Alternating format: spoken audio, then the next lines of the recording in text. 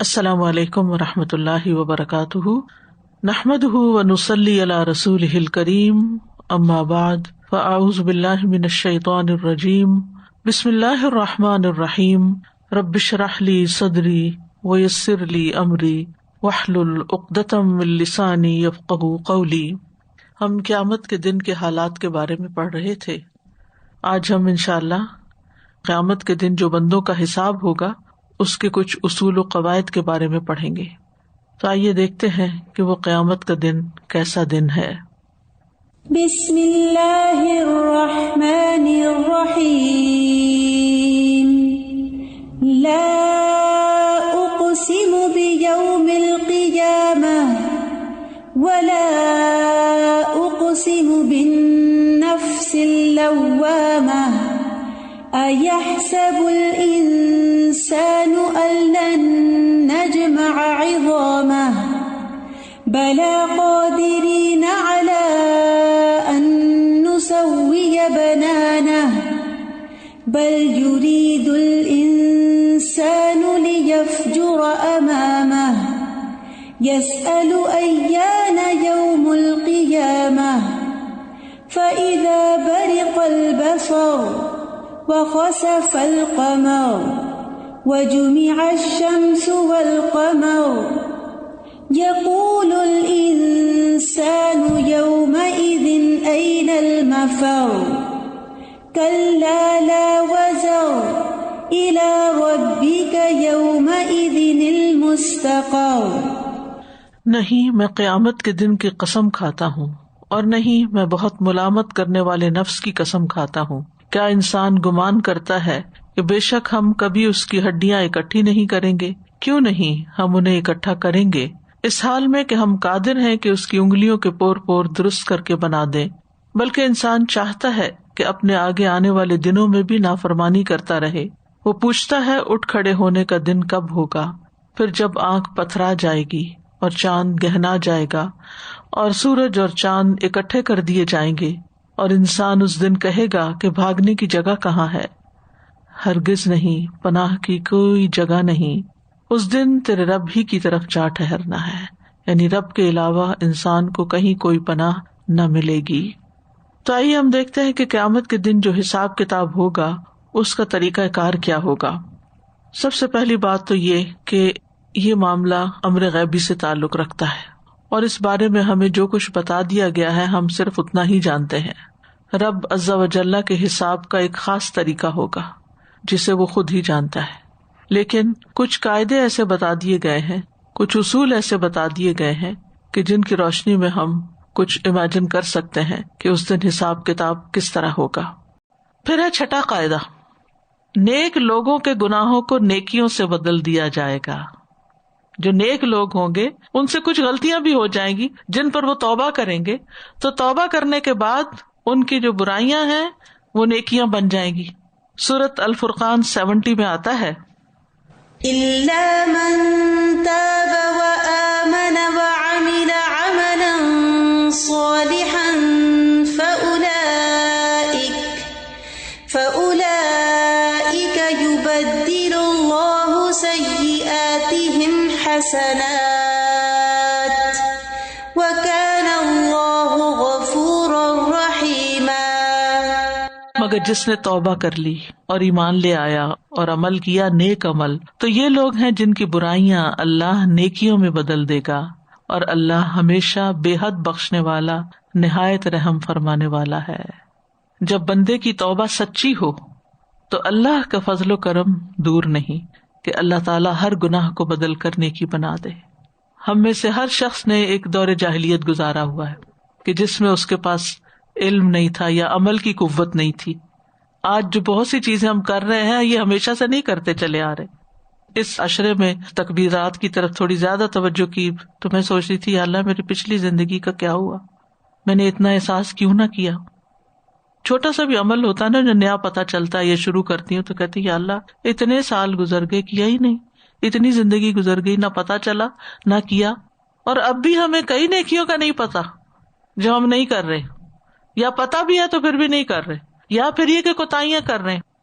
الحمدللہ بہت سے غلط کام چھوڑے لیکن ہو سکتا ہے ابھی بھی بہت سے ایسے، ہو سکتا ہے کیا بلکہ یقینی طور پر کئی ایسی چیزیں ہیں کہ جو ابھی بھی ہمیں اصلاح کی ضرورت ہے، کیونکہ بندے کو ہمیشہ اصلاح کی اور امپروومنٹ کی ضرورت رہتی ہے.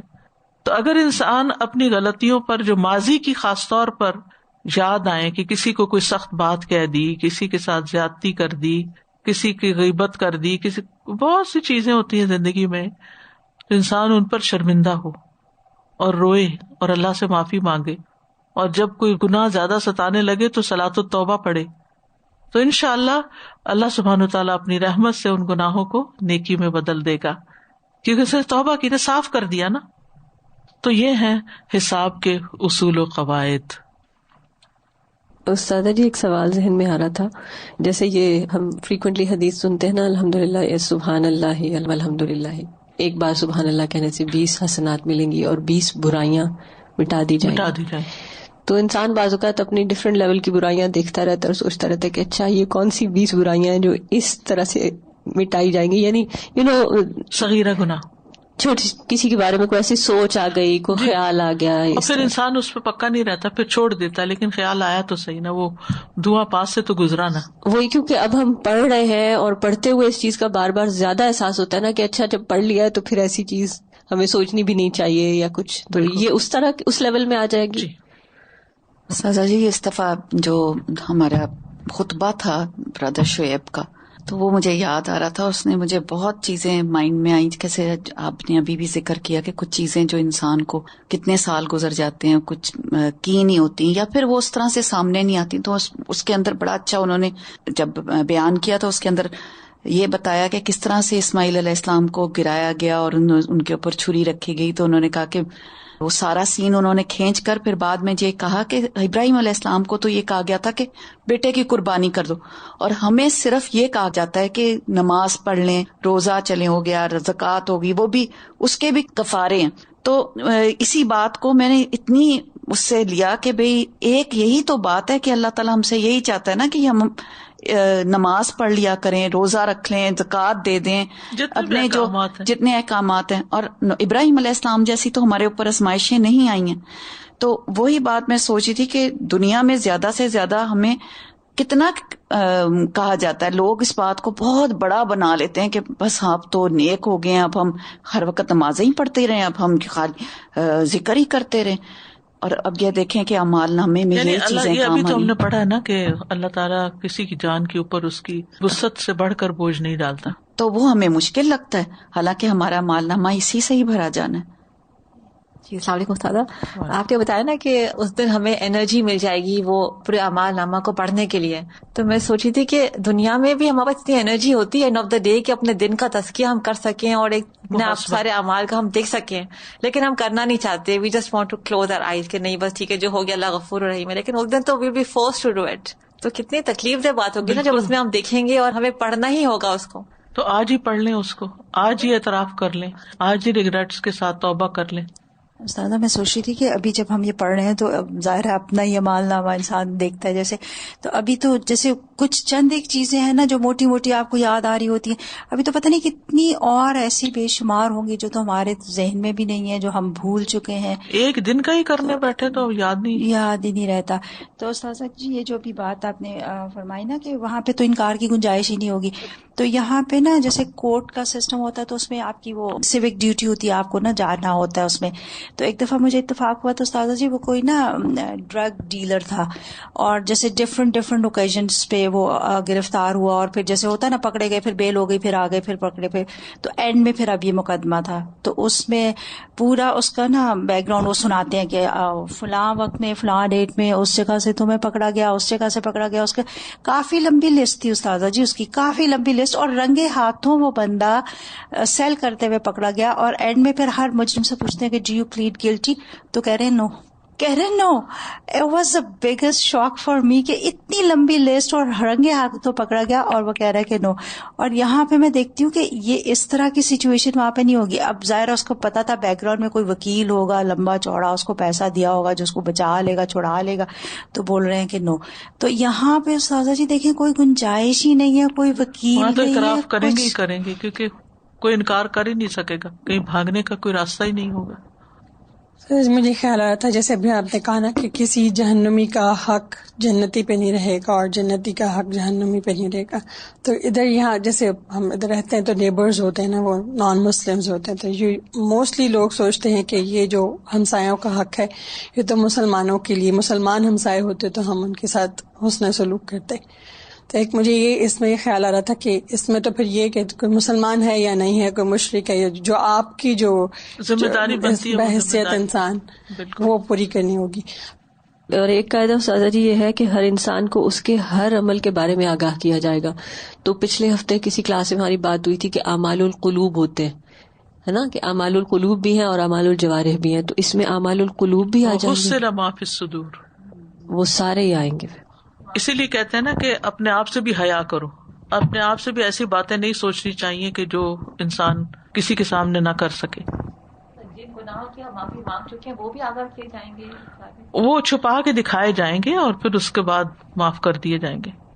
بعض اوقات ایسا ہوتا ہے جیسے یہاں ہے نا، کسی کے جرم کی سزا دوسرے کو نہیں ملے گی، اور بعض اوقات ایسا ہوتا ہے سچویشنز کے جیسے آپ نے کہا کوئی انوالنٹریلی آپ سے ہرٹ ہو جاتا ہے، آپ نے ہرٹ نہیں کرنا چاہا، آپ نے اپنا عمل صحیح کیا جس طرح سے آپ کو کوئی ججمنٹ کال تھی یا کچھ تھا، اور دوسرا والا بھی اپنے حساب سے ٹھیک ہوتا ہے، لیکن there is a little bit of friction. اس میں پھر کس طرح ہوگا، کیونکہ غلطی دونوں اینڈ کی نہیں ہے. ہاں، پھر وہ تو اللہ تعالیٰ ہی فیصلہ کرے گا نا، کیونکہ وہ تو ہر چیز سے خوب واقف ہے. ہم نہیں کر سکتے فیصلہ اس کا کہ کس کے حق میں ہوگا اور کس کے نہیں. پھر یہ کہ گواہیوں کے ساتھ حساب لیا جائے گا. اللہ تعالیٰ کی گواہی ہوگی. سورۃ یونس میں آتا ہے وَيَوْمَ نَحْشُرُهُمْ جَمِيعًا ثُمَّ نَقُولُ لِلَّذِينَ أَشْرَكُوا مَكَانَكُمْ أَنْتُمْ وَشُرَكَاؤُكُمْ فَزَيَّلْنَا بَيْنَهُمْ وَقَالَ شُرَكَاؤُهُمْ مَا كُنْتُمْ إِيَّانَا تَعْبُدُونَ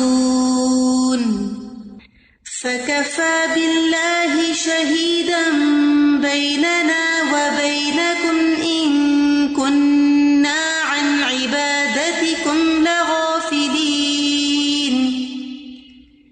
هُنَالِكَ تَبْلُو كُلُّ نَفْسٍ مَا أَسْلَفَتْ وَرُدُّوا إِلَى اللَّهِ مَوْلَاهُمُ الْحَقِّ وَضَلَّ عَنْهُمْ مَا كَانُوا يَفْتَرُونَ.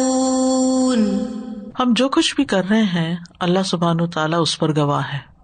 ان اللہ کان علی کل شیء شہیدا، اللہ تعالیٰ ہر چیز پر گواہ ہے.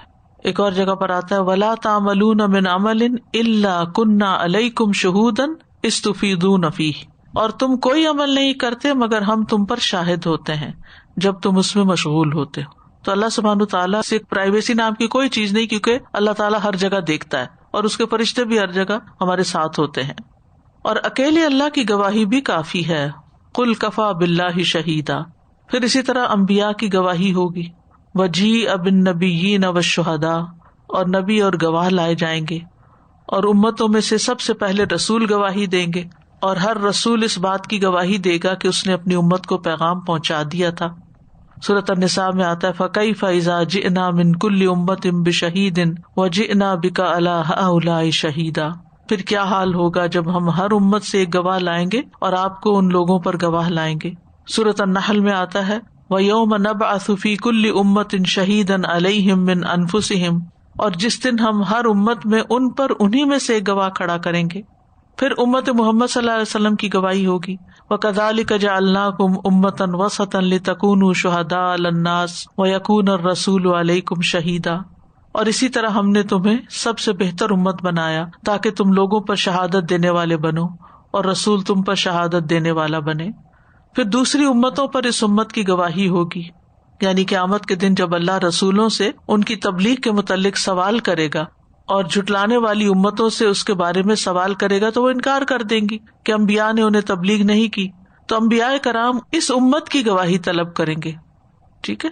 رسول اللہ صلی اللہ علیہ وسلم نے فرمایا قیامت کے دن کوئی نبی آئے گا، اس کے ساتھ صرف 2 امتی ہوں گے. کوئی نبی آئے گا، اس کے ساتھ 3 ہوں گے، کسی کے ساتھ اس سے زیادہ اور کسی کے ساتھ اس سے کم.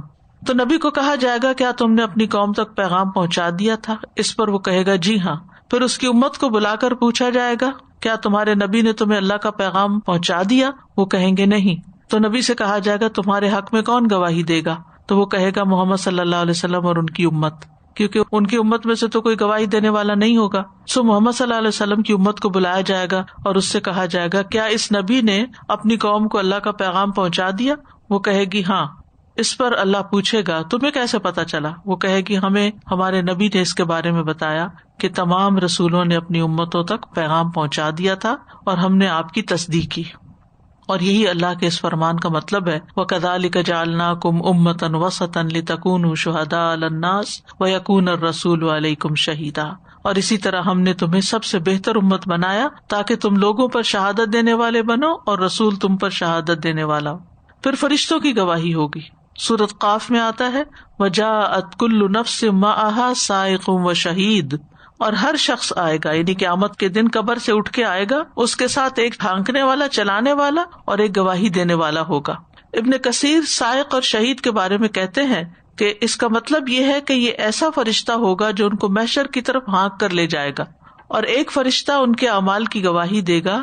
ہم میں سے ہر ایک قیامت کے دن اس طرح آئے گا کہ اس کے ساتھ 2 فرشتے ہوں گے، ایک پکڑ کر لے جائے گا اور دوسرا خلاف گواہی دے گا، اور نامہ اعمال کھول کر دکھا دیے جائیں گے جن سے بندے بے خبر ہیں. اور فرشتہ کہے گا ھذا ما لدی عتید، یہ ہے میرے پاس جو تیار ہے، اور فرشتے بھی گواہی دیں گے.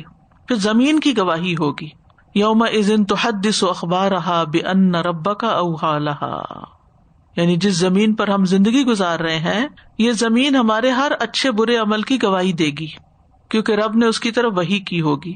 علماء کہتے ہیں کہ جو زمین کی کسی جگہ پر بھی اللہ تعالیٰ کی نافرمانی کرے وہ اسی جگہ پر نیکی بھی کرے، یہاں تک کہ زمین اس کے لیے نیک اعمال کی بھی گواہی دے جیسے کہ وہ برے اعمال کی گواہی دے گی. یعنی اگر آپ نے کسی جگہ کو غلط کام کیا تو اس جگہ اچھا بھی کرے، تاکہ زمین اگر بری گواہی دے رہی ہے تو پھر اچھی بھی دے تو صفائی ہو جائے نا. کیونکہ ان الحسنات یذہبن السیئات، بے شک نیکیاں برائیوں کو لے جاتی ہیں. پھر چیزوں کی بھی گواہی ہوگی، چیزیں بھی گواہی دیں گی. عبد الرحمن بن ابو ساسا جو ابو سعید خدری کی کفالت میں تھے اپنے والد سے روایت کرتے ہیں، اور وہ کہتے ہیں کہ مجھ سے ابو سعید رضی اللہ عنہ نے فرمایا جبکہ ان کے والد ابو سعید کے حجرے میں تھے کہ جب تم جنگل میں ہو تو اذان بلند آواز سے دیا کرو، کیونکہ میں نے رسول اللہ صلی اللہ علیہ وسلم سے سنا ہے جو بھی جن، انسان، درخت یا پتھر اس مؤذن کی آواز سنے گا قیامت کو اس کے حق میں گواہی دے گا. یعنی جو چیزیں ہماری آوازیں سنتی ہیں اگر اچھی بات کریں، اللہ کا ذکر کریں گے تو وہ بھی گواہی دیں گی. مثلا ہم گھر میں بیٹھ کے اونچی آواز سے تلاوت کر رہے ہوتے ہیں یا کوئی ذکر کر رہے ہوتے ہیں تو وہ جو بھی ہمارے آس پاس کی دیواریں سنتی ہیں وہ گواہی دیں گی. رسول اللہ صلی اللہ علیہ وسلم نے کیا فرمایا؟ جن، انسان، درخت، پتھر، جو بھی مؤذن کی آواز سنے گا، پتھر بھی اس کے حق میں گواہی دے گا. پھر انسان کا اپنا نفس بھی گواہی دے گا. انسان کا اپنا نفس سورۃ فصلت میں آتا ہے یہاں تک کہ جو ہی اس کے پاس پہنچیں گے ان کے کان اور ان کی آنکھیں اور ان کے چمڑے ان کے خلاف اس کی شہادت دیں گے جو وہ کیا کرتے تھے، اور وہ اپنے چمڑوں سے کہیں گے، یعنی جلدوں سے، کھالوں سے، تم ہمارے خلاف کیوں گواہی دے رہے ہو؟ وہ کہیں گی ہمیں اس اللہ نے بلوا دیا جس نے ہر چیز کو بلوایا، اور اسی نے تمہیں پہلی بار پیدا کیا اور اسی کی طرف تم واپس لائے جا رہے ہو، اور تم اس سے پردہ نہیں کرتے تھے کہ تمہارے خلاف تمہارے کان گواہی دیں گے اور نہ تمہاری آنکھیں اور نہ تمہاری کھالیں، لیکن تم نے گمان کیا کہ بے شک اللہ بہت سے کام جو تم کرتے ہو جانتا نہیں. یہ تمہارا گمان تھا جو تم نے اپنے رب کے بارے میں کیا، اسی نے تمہیں ہلاک کیا، سو تم خسارہ اٹھانے والوں میں سے ہوگے. یعنی جب انسان غلط کام کرتا تو بھول جاتا کہ اللہ دیکھ رہا ہے. پھر منہ پر مہر لگ جائے گی اور اعضاء بولیں گے، ہاتھ پاؤں بولیں گے، جلد بولے گی. رسول اللہ صلی اللہ علیہ وسلم نے فرمایا قیامت کے دن جب تم لوگ پیش ہوگے تو تمہارے منہ پر مہر لگا دی جائے گی، اور سب سے پہلے جو چیز بولے گی وہ اس کی ران اور اس کی ہتھیلی ہوگی. انس بن مالک کہتے ہیں کہ ہم رسول اللہ صلی اللہ علیہ وسلم کے پاس بیٹھے تھے کہ آپ مسکرائے. آپ نے فرمایا کیا تم جانتے ہو کہ میں کس وجہ سے ہنسا ہوں؟